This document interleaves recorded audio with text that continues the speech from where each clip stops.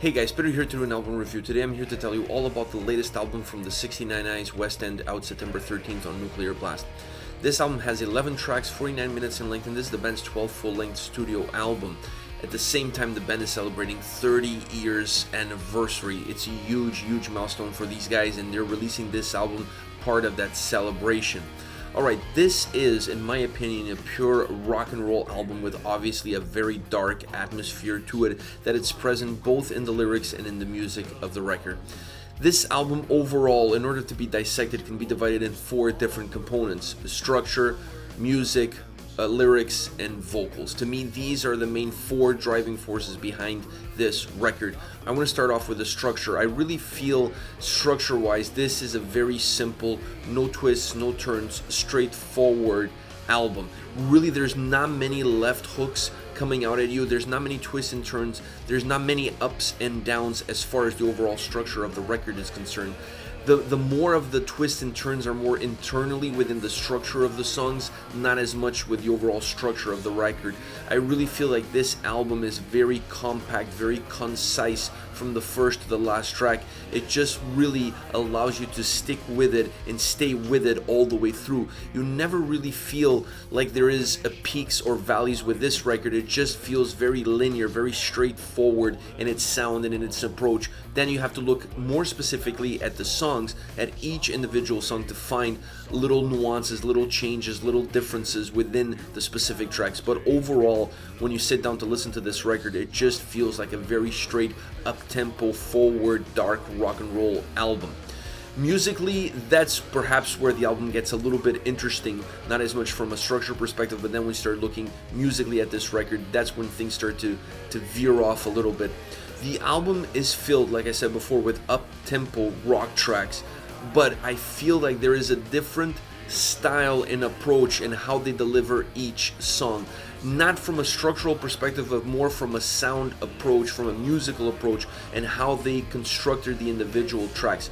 So they were able to construct songs that have darkness to it, but they still feel up-tempo, they still feel upbeat, they still feel light-hearted. So that is a really cool way of constructing tracks where there is this overall dark blanket to the overall record into each single track, but each song still feels very happy. There's a certain upbeat, there's a certain mood to the tracks that even within its darkness, they still feel very light. So to me, that is one of the main twists that this record really has to offer.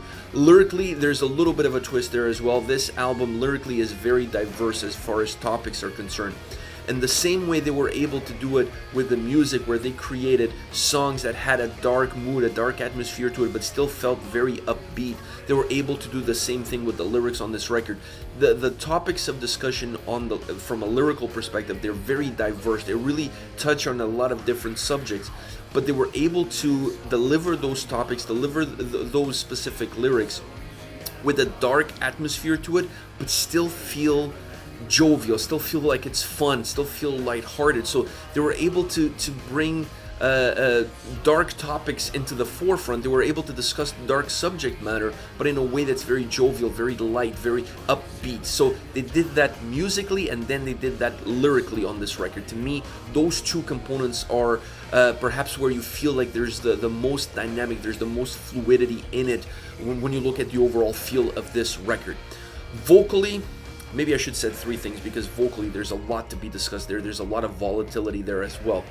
They have 3 guest vocalists on this record. They have Denny Filth from Cradle of Filth, they have Wednesday 13, and they have Calico Cooper, Alice Cooper's daughter, on this record. So they have 3 guest vocalists on the album. In my opinion, that adds a lot of fluidity, that adds a lot of diversity, because Yerky 69, he has this vampire goth Elvis sound to his voice.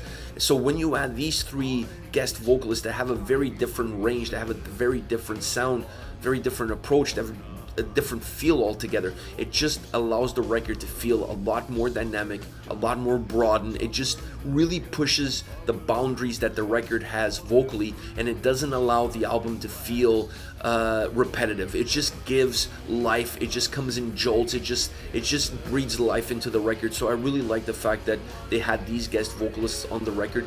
More important, I like that they picked guest vocalists that have a different vocal approach that adds a different layer, that adds a different dynamic, that adds a different atmosphere, different vibe to the record, to the songs that they're in. And to me, for a record like this, that it's very linear in its approach and its structure, that's very straightforward in its structure, you really need certain elements built in within the songs, either be the lyrics, which is the case on this record, either be the musical content, which is also the case on this record, or guest vocalists, which is also a case on this record. You need these elements in order to really set the record apart, and really in order to set the songs apart, and really to create a dynamic fluidity throughout the record without allowing the album to sound mundane, to sound repetitive, to sound like you're just pretty much listening to different tracks, but they all sound the same. So to me, all of these three components that they incorporated were extremely important, considering how linear, how straightforward the overall structure of the record is and the overall feel of the record. So it's really important to have these different components, these different dynamics that really allow the record to have a different vibe, a different sound, song after song, to have a different approach. I really like this record. I must say, this record was an absolute pleasure to listen to it. I just felt captivated by its simplicity and at the same time its complexity. So it's an album that really offers these two polar opposites depending on which specific item you're looking at, if you're looking at the structure, or if you're looking at the sound, or if you're looking at the lyrics or the vocal content. So it really depends on how you approach this record, how you look at this record. You're going to find that the record is either simple or complex. So it really depends on your viewpoint and where you're coming from, what angle you're looking at this record, in order to really see the different angles that this album has to offer.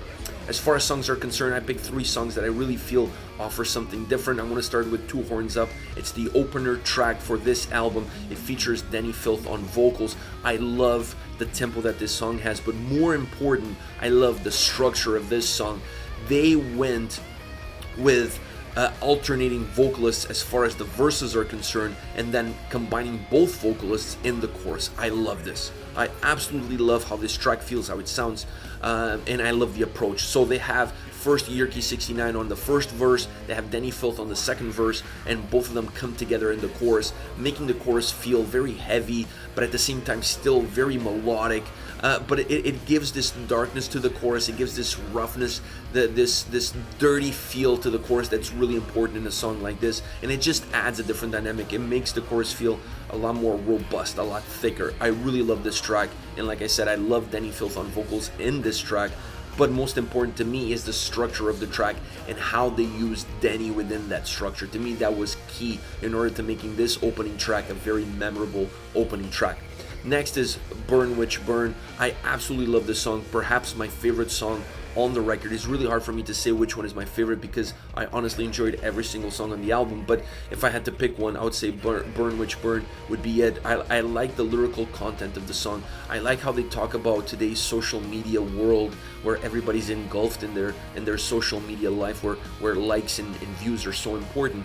So I like how they use that topic, but they used it from a lyrical perspective in a very almost fairy tale kind of way. So I really like that approach lyrically to this song, and made the song be extremely hooky and catchy. The chorus specifically has a little bit of a poppy vibe to it, but that adds to how hooky and how catchy this chorus is, and how overall this song really captivates your attention. The solo on this track is really short. It's a very compact, short solo, but that works really well with the overall tempo that the song has, with the overall momentum that this song has to offer. So I really feel that while the solo feeling a little bit short, works really well with the overall context of the song. Last is Outsiders. Great track, one that has an absolute contagious guitar riff, a very pure, almost rock and roll riff that just really attracts you, magnetizes you to the song. And then Yerky 69's vocals are the perfect dark companion to that guitar riff. I really feel like the two just go hand in hand throughout the track. The solo on this song really works almost as a jolt of energy, just breathes life into the track, just really brings the track into the forefront. I really like that. The chorus has a lot of different vocal layers to it, so you feel like there's an extra thickness to it.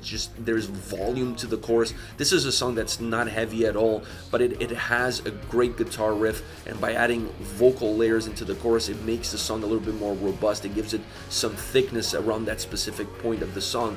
I also like that they added the piano at the end of the track. You have this piano melody coming in, blends in into the track. It comes off of the last chorus and then it stays on all the way through the end.